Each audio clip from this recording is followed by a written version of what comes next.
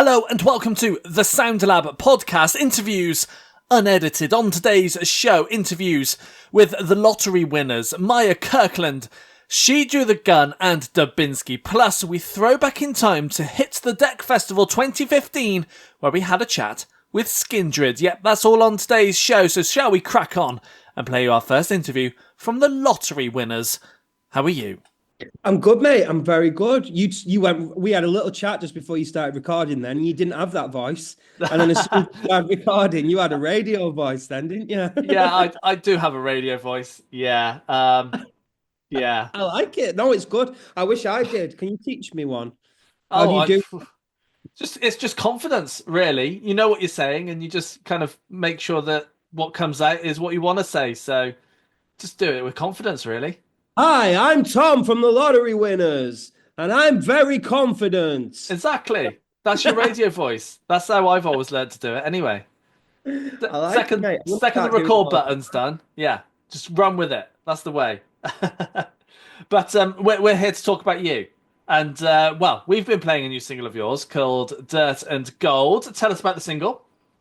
Oh, thanks, mate. It's our third collaboration with Frank Turner. It is a song about finding the good in the decay and the inevitable creation and destruction lineage that we all find ourselves on. But ain't that serious. Don't have to think that deep into it. It's just a catchy pop tune. Yeah, yeah, I love it, and love Frank being on there as well. Having him back as well is always fun. But it's coming off your new record, which is out in March. What can we expect on the release? Well, it's some heavy themes again. It's called Coco, which stands for Keep On Keeping On, and a lot of it was written whilst I was getting diagnosed for ADHD, which is something I always suspected and everyone always told me. But when you actually get that piece of paper and you can reflect on your life and how difficult school was and getting kicked out of it and how that made you feel and how made you become the person you are, and then you have this kind of like mourning of what could have been, but then I'm also grateful to it because of who I am now. So yeah, there's a lot of emotions wrapped up in the album, really.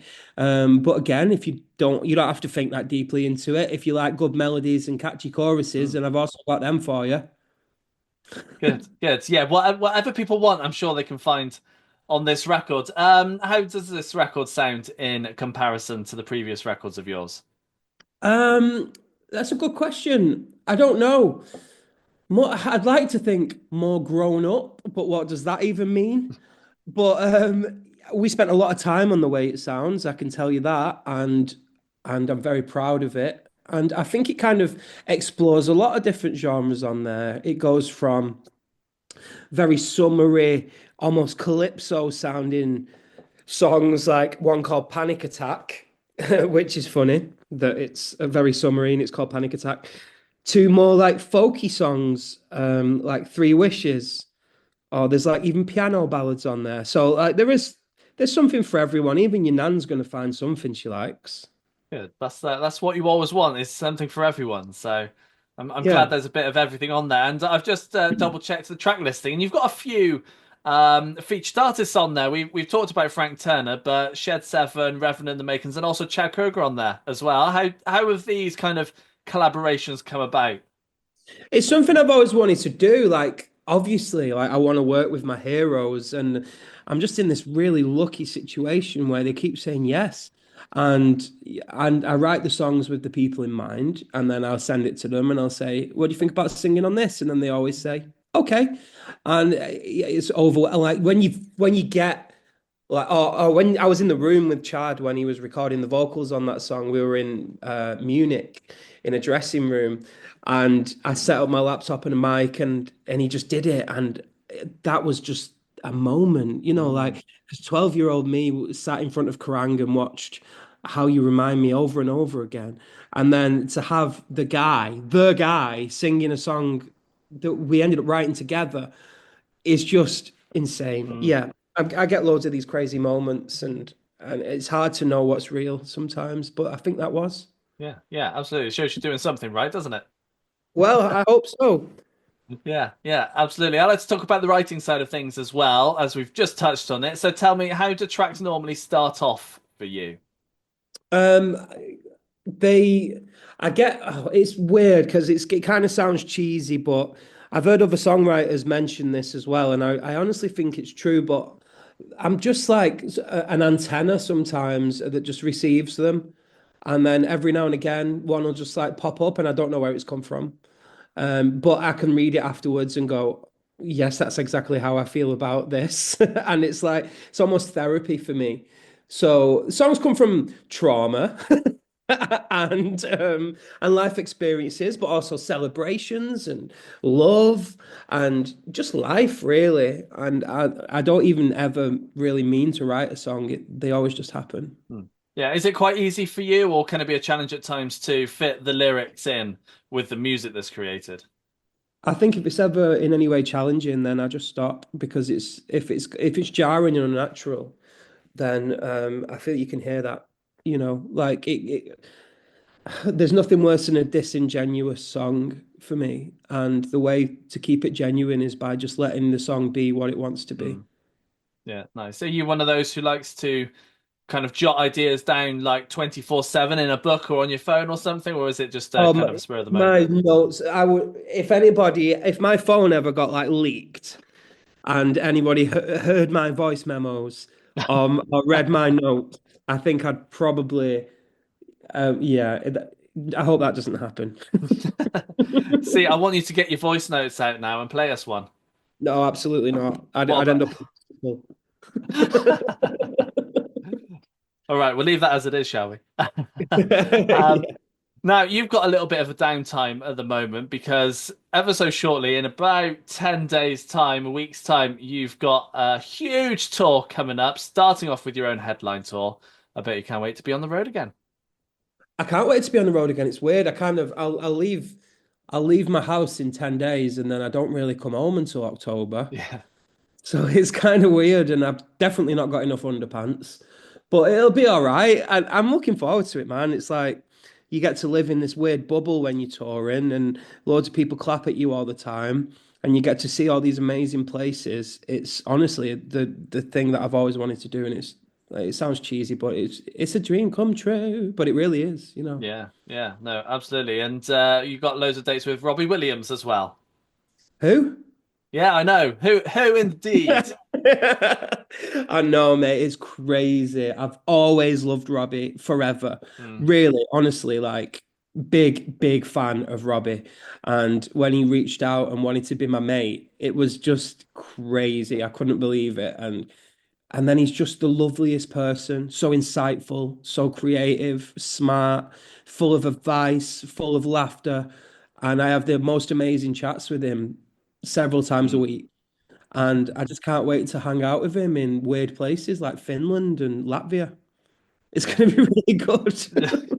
No, I can well imagine you're quite hyped for it. And the dates with Robbie are kind of a little bit spread out because they're stadium and arena shows. Are you going to be able to squeeze in either some smaller stuff for yourself or even some festival shows because it's running over the summer? Yeah, I think we're going to be we're flying around a lot. So I think we're in like Latvia, and then the next day we're on the main stage at Kendall Calling, and then the day after we're in somewhere like Bulgaria.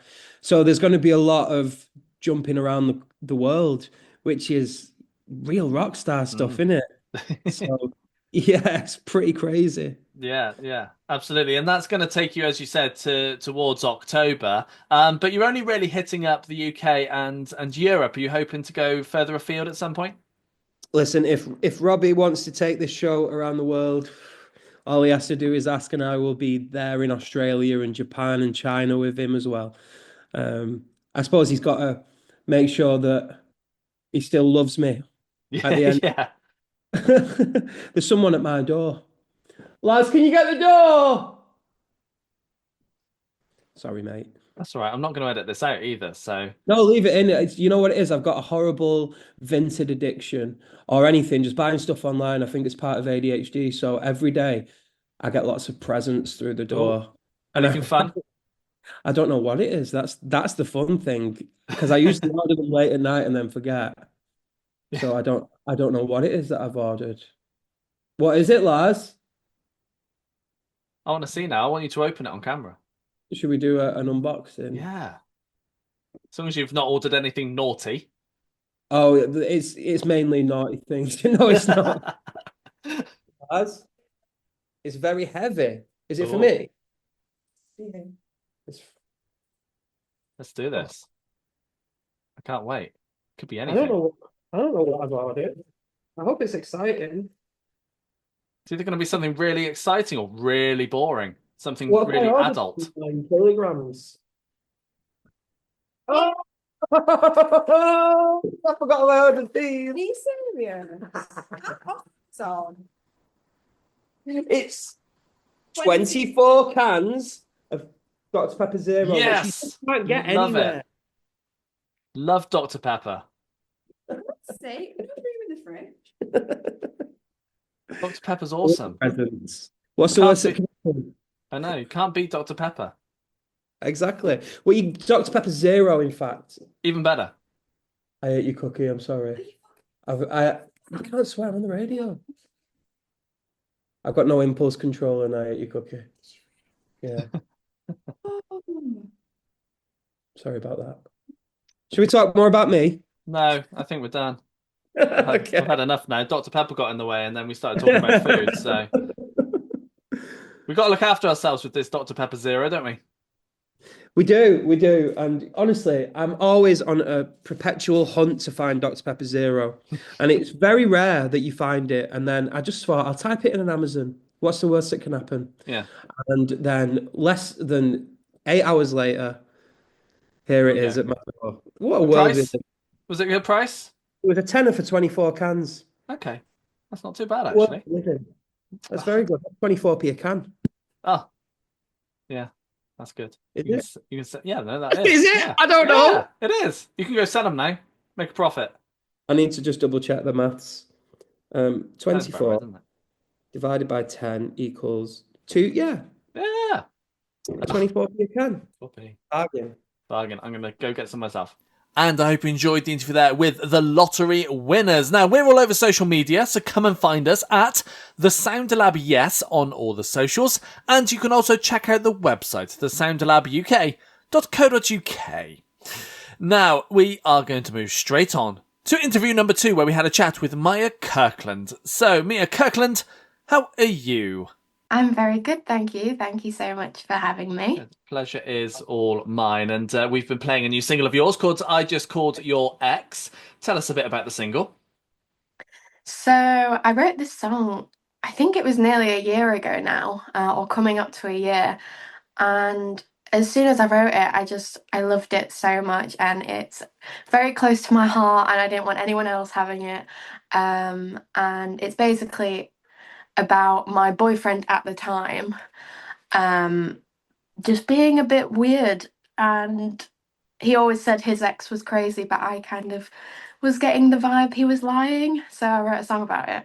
He's heard it as well. I actually went back that night and I played it to him, and he was like, "Wow, what inspired this?" And I was like, "Don't know, don't He knows know." now, though, doesn't he? Oh, I hope so. I really hope so. He's not told you he knows then.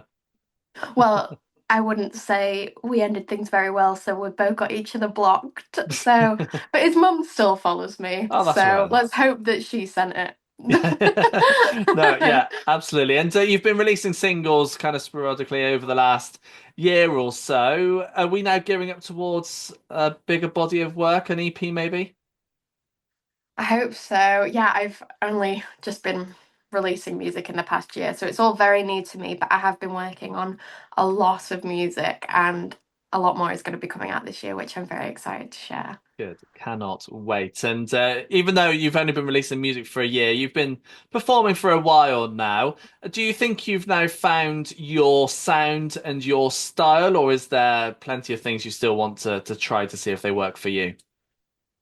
I'm really enjoying what I'm doing at the moment, and I naturally went into this sort of dance genre. Mm. But I'm always questioning and like getting inspired by other artists, and like obviously the trends are always changing, so what might be popular now might not be popular in a year or whatever. And I'm really enjoying what I'm doing now, but I'm also writing a lot of different genres as Mhm. well. Is there obviously you're kind of in this genre at the moment, but when you're writing other genres, do you have a preference of where you want to kind of be when you're writing? I always aim to write very stripped back, like with just me and a piano. I think that works so much better as you can get the story across quickly without worrying about, oh, but will it match with the production and all this? So I'm very much a storyteller, and I think my best songs come when it's just me and a piano. Nice. Nice. And I like to talk about the writing side of things. So for you, how do tracks normally start off? Um, I've noticed that my best tracks always start when I focus on the chorus first. When I first started writing, I would focus on like doing it by each section, like verse one and then pre. But I've noticed recently that if I put all my energy into the chorus, which is obviously the main part of the Mm. song, my songs do come out a lot stronger. Nice. And when it comes to the lyrics as well, how easy do you find it to create the lyrics? Because I know for many artists, it's kind of the biggest challenge. What's it like for you? I've always really been into writing, and like when I was at school, I loved English and like poetry. Um, and so I don't find it too difficult. The only thing that I struggle with is content. I try to, on the weekend, get as many like chaotic things done so I can write about it during the week. Because sometimes I go into sessions and I'm like, got no one I'm talking to right now. I haven't been heartbroken. What can I write about? And even then I wrote a song about that, about not having anything to write about. So Inspiration from everywhere. yeah, Are you I one of try. the, yeah? Are you one of those who kind of jots them all down into like a little book or something? I try to do the book thing where I write it down, but being a songwriter, my handwriting is terrible and I need it to be aesthetic. So I've actually got a note on my phone and it's like just weird random phrases or little ideas or like even big paragraphs of stuff. And then I go back and I look through that to help. Is there a lyric that comes to mind that you think I really want to use that in a song at some point in the future? Um, Not a particular lyric, but I've been trying to fit this concept in my head and I don't even know how to fathom it out myself. But basically, with the ex, as I was moving out, we were packing all my stuff into a car, and just as we were doing the last box, it just started to rain. And as we were sat there, he was like, "Oh, look, we've just missed the rain." And I really want to put that in because it was the last time I ever saw him, and it was like, sort of felt like, oh, it's like a relief of something, but I Hmm. never know how to put it into a song or for it to make sense. Well, if there's anyone listening or watching, get in touch. I'm sure they can suggest how you can make it fit. Now, people will want to see you doing some shows and doing some live stuff. What's your plan for this year? Oh, I'm so nervous. I've never like performed my own stuff before, but I'm so excited as well. I've got a few festivals coming up which have been announced. And I'm hoping to just get myself out there more in the performance world because I'm very much online and like show people Hmm. stuff online, but they never get to meet me. A lot of people have met me busking and stuff, but it'll be cool to see like if anyone turns up for the festivals. Do you think it would be easy for you to transform what you've done on the streets onto a stage? I hope so. Growing up, I was very nervous and not a very confident person, and busking has definitely brought me out of my shell a lot because you have to talk to so many Hmm. people. So I think that has been like a great way to bring the confidence, but let's just see if we can get it on stage. I'm actually planning on getting a bit of I wouldn't say dance, but more like stage presence lessons before I get on the stage, just in case I don't know what I'm doing. There's lots to plan, I'm sure. Yeah. And I'd like to find out because you are fairly new to this. I'd like to find out how and why you got into this in the first place. Um, I've always been really into music, growing up. I just loved singing, and my biggest inspiration when I was younger was Adele. I remember there was like a talent contest when I was on holiday, and I just got up and I sang, and my parents didn't know that I could sing.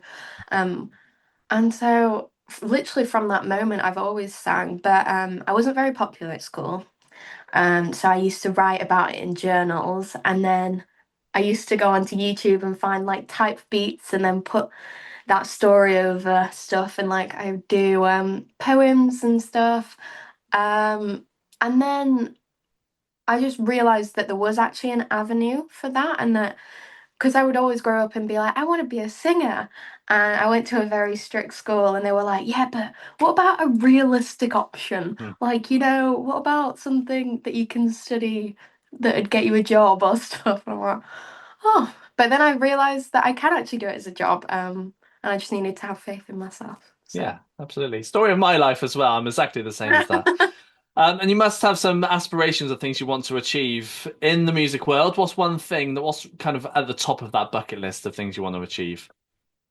Oh, there's so many things, but I would absolutely love to go on BBC One Live Lounge. You might know I was on a show like 3 years ago now, and they did it as one of the challenges, but I'd love to do it off my own back and with the music that I'm doing. And I hope you enjoyed the interview there with Mia Kirkland. Now, we not only have a Spotify podcast, but we also have a Spotify playlist as well. Go and check out our fresh playlist here on Spotify, where you can check out 150 up-and-coming, unsigned, brand new artists that we've taken a listen to, that we think you will love. Go and check them out. Hopefully you find a new favourite artist of yours on there. Link on our website, thesoundlabuk.co.uk. Now, up next is the interview from She Drew the Gun. Louisa is heading out on tour right now, still releasing music as well. So, She Drew the Gun, how are you? Hiya, I'm good, yeah. Excited. Yeah, absolutely. Excited because from tonight you're heading out on the road for a couple of weeks. I bet you can't wait to be on the road again. Can't wait. It's last night was like Christmas Eve, bundling up t-shirts and stuff. Yeah, I can well imagine. Are you ready? And how's the set list going? Set list is great, yeah. It's we've got a new album out, so got loads of songs from that, and then a few of the old bangers just across the album. So yeah, looking forward to it. Yeah, four albums in now. Was it easy to put the set list together, considering there's a lot of music for you to choose from now? And it's hard now. It's like there's a lot to choose from. So got to be like they've got to be the cream of the crop to cut it. No, yeah, absolutely. And the album came out last November called Howl. For those who've not had a chance to take a listen yet, tell us a bit about the record. The record is well, it was kind of written through a time. I'd say it's like one side of it is like kind of heartbreak and grief, and the other side is consciousness, with the idea that like grief and hard times can lead to like opening up of new portals for a person's consciousness and things like that. So yeah, I went on a bit of a journey in meditation and stuff like that. I wrote some of it in the mountains in Portugal, and then came back and recorded it in Margate with some of the band came down, and we had a nice time recording it there. Yeah, so like that's the kind of story of it, I suppose. Yeah, fair enough. And the sound that you made with the record, was it the sound you wanted, or was it just simply how it turned out in the studio? I think like the songs was like there was quite a bit of a pop vibe to a few of the songs, so we kind of like went bigger on that and kind of brought it out into like an 80s kind of vibe for a lot of it. But it is still a mixed kind of She Drew the Gun is like brings a lot of genres when we experiment with stuff. So still like a hip hop vibe to it as well. There's like, yeah, it's just a bit of a mixed bag. There's some psych stuff. It's like, yeah, it goes a bit all over the place, but yeah, there's definitely like more of a pop kind of thing to the production, and we kind of brought that out in the studio. Yeah, nice. And I'm sure you wrote more than what made it onto this record. What happens to those now? Do you consider them for next time round, or do you think you'll just bin them off and start again? There's a few, yeah. There's a few but I feel like they're like B-sides to this album. But I don't know. I feel like if you've written a whole song, it's kind of like it's there. You should do something with it at some point. So I don't know. I hopefully they'll get recorded at some point. Yeah, nice. And I like to talk about the writing side of things as well. So for you, how do tracks normally start off? They can come in different ways. So sometimes it's like I'll take time to like write a poem. So it's like almost like it is like a spoken word poem, and then I'll be like that should be a song. So turn it into a song, write a melody and chorus to go with it. And then sometimes it's like I'll just play an instrument and then I can feel like there's a melody there and there's a song's taking shape, but you don't really know what the words are yet. And then sometimes, yeah, some of the songs from this album like came directly from, because I was writing like morning pages. So I was waking up in the morning and doing some journaling, and like some of the songs just came from what I was writing straight first thing in the morning. So that was kind of like, that was quite a nice organic way to do it. Yeah, nice. How easy do you find it to create, to merge the lyrics and the music together? Because I can hear that it can be quite a challenge at times. Yeah, I think it kind of like don't force it and let it come naturally, but it's almost like the song is like it exists in a way, and you've got to kind of try and work out what it should be.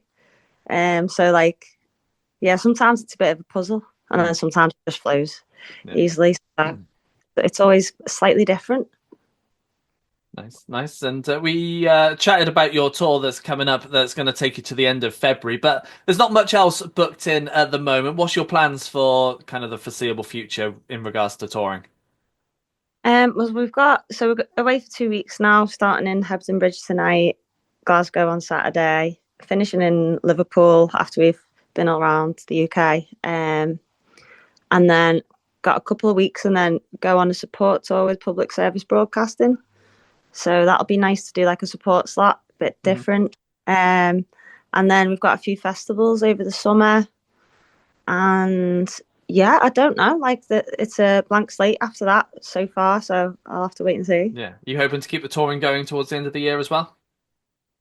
On the last album we did a full band tour and then an acoustic tour. So I don't know, I might do something different like that. See how this tour goes first. I've like put some spoken word bits into the set to make it kind of tell the story a little bit about the album. So it's this one is a little bit different to what we've done before. So yeah, looking forward to seeing how it goes. Yeah, absolutely. Are you hoping to go overseas as well, over to Europe, maybe the States at some point? I hope so.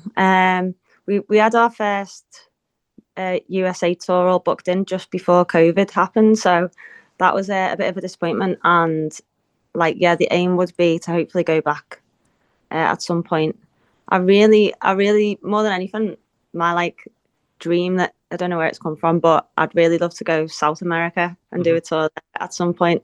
So whether it's just like me getting a guitar and getting on a plane or something, I don't know, but yeah, hopefully more travels abroad.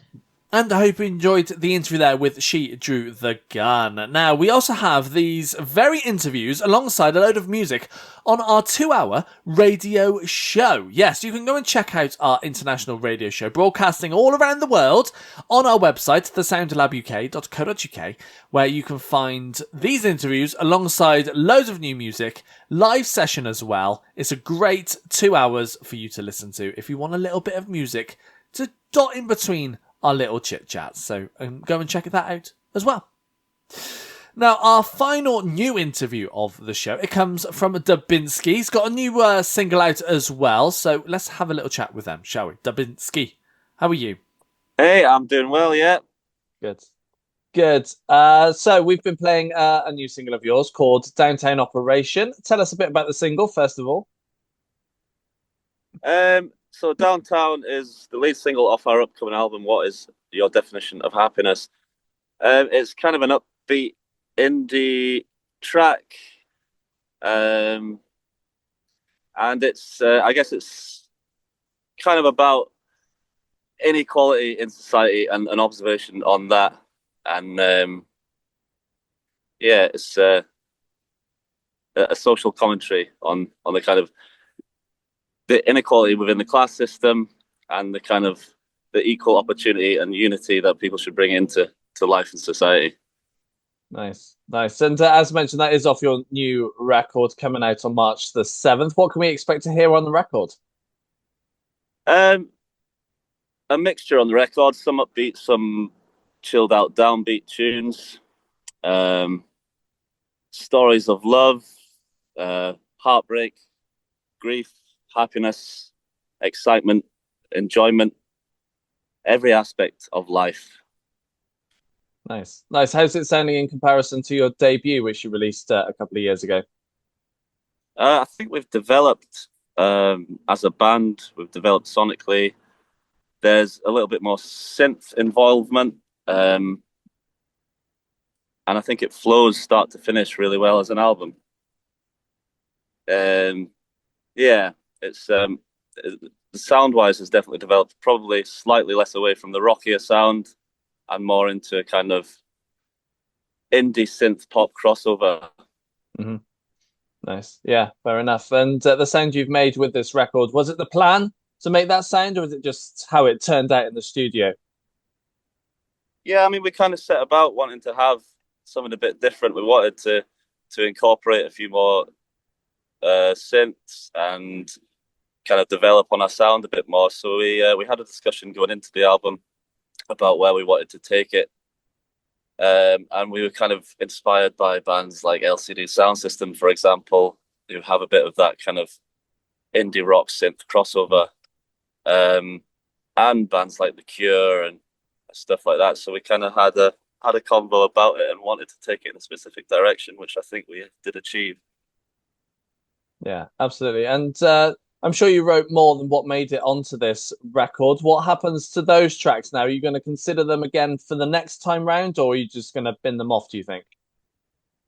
Yeah, I think we always keep a bank of all the songs that we have. So we've got plenty of songs to draw from, which we use as inspiration moving forward. So if you can rework ideas and demos that we've had in the past, and we can draw bits from certain songs we had. So they're not always kind of a dead rubber. They're not always lost. So we'll either revisit them, use parts from them that we liked, and incorporate them in new songs. Nice. I'd like to talk about the writing side of things as well. So for you, how do tracks normally start off? It's a few different approaches. I think for myself,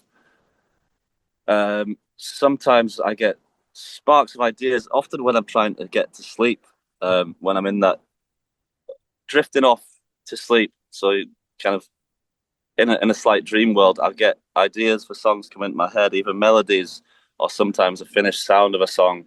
So I then have to wake myself up and get out of bed and record a quick demo. So I'll try and remember that feeling and that thought that I had the next day, and then I can kind of work on the melody and chord, and then add lyric to it. And in terms of lyric writing, I like to keep a bank of lyrics. So throughout my everyday life, I'll note down thoughts, feelings, and observations about life in a book or on my phone, on notes, just whatever comes to my mind.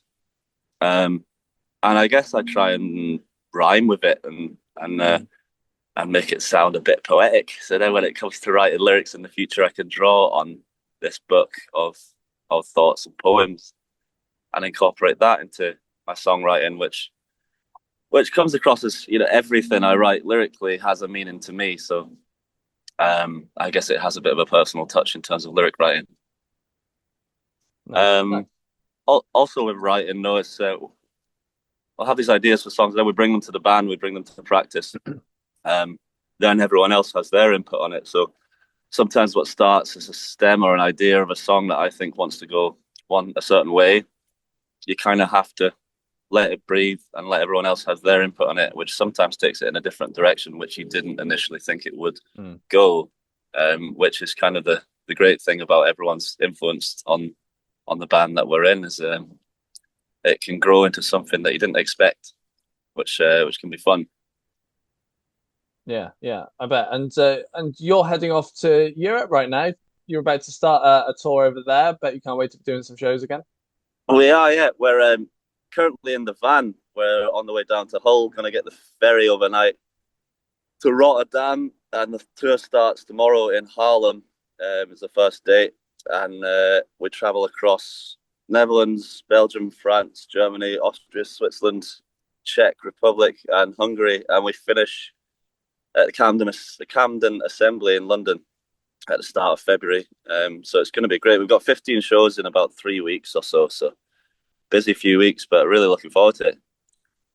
Yeah, I bet you are. But once these couple of UK February dates are over with, there's nothing else booked in at the moment. What's the plan for doing some more shows?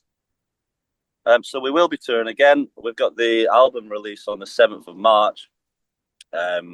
So we'll be touring on the back of the album release. Nothing released as of yet, but we've got big plans coming for the album release. So we'll be touring around again. So yeah, keep an ear and an eye out for us. Listen to the new album when it comes, and come see us live.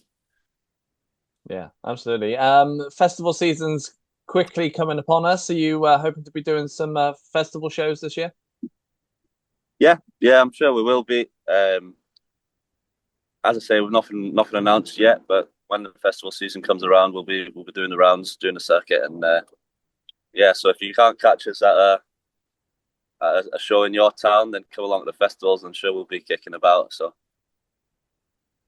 yeah, nice. And you guys are a group of brothers. Do you think that makes it easier or harder when you're trying to write and record music?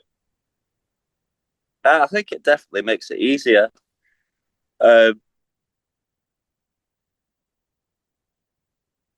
Ever involved with music all our lives, so we know each other inside out. Musically, the way we work, our strengths and our weaknesses, and it definitely makes things easier working with your siblings. And we can be honest with each other completely about everything. So yeah, you can be straight up with each other. There's no kind of beating around the bush, and in a professional setting, that really helps. And we're quite quick and efficient the way we work, be it in the studio or live, or in the rehearsal studio. So it definitely helps being in the band with my brothers, even if we do fall out every now and then. And I hope you enjoyed the interview there with Dubinski. Now, this is the part of the show where we like to throw back in time to one of our very first interviews, and we're going to go back to 2015, where we had a little chat with Skindred at the now no longer around festival, Hit the Deck Festival. So Skindred were there. We had a little chat with Arya. So Arya of Skindred, how are you? I'm good, thank you. Thank you for having me. That's all right. What's been up with you guys for the past month or so? Well, we're in the mixing stages of our new album at the moment. Okay. So yeah, we were recording and writing at the beginning of the year, and we wrapped that up in end of February. Mm-hmm. And we went straight out on tour with Steel Panther. Yep. Went to Japan, went to France, went to Europe, all sorts, and now they're mixing the record, and we're trying to kill each other in the process. So yeah, that's what we're doing. Pretty busy. Yeah. So you're here headlining, Hit the Deck. You looking forward to it? Of course, it's Bristol. You know, this is like almost like a homecoming one for me. Really, I used to live in Bristol. Our bass player lives in Bristol now. Our DJ guy used to live with me actually in Bristol. Right. So I mean, yeah, we're very much. Yeah. Cool. It's like a hometown show, so we have lots of friends and family coming out. Yeah, glad to be back as well then. Yeah, of course, yeah, very much so. So tomorrow, after Nottingham, Hit the Deck, what's your plans then? We've actually got 2 to 3 weeks off, which is going to be really nice. It'll be the first time we've had like a block of time from beginning of the year, really, because I think, it was straight into writing and recording, like I said, in January, February, straight into touring. So yeah, gonna have 3 weeks off, and then we go to Ibiza, and we're playing some shows in Ibiza. Oh, nice. So nice. Which is random. Yeah, heavy metal. But should be good out there, shouldn't it? Great. Yeah, they sort of know how to party. Yeah, they'll just go for anything, won't they? Yeah, I hope so. Yeah. Any old rubbish. So tell us a bit about the album that you've got coming up.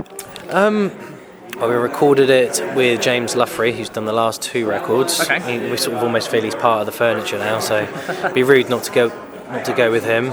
And it's our first actual album writing with the new guy, Dan Sturgis, who's our sort of electronics keyboard DJ, jack of all trades kind of guy. So I think we wanted to make a really focused record this time, and sort of, I hate saying going back to basics, but we wanted to make it really riffy,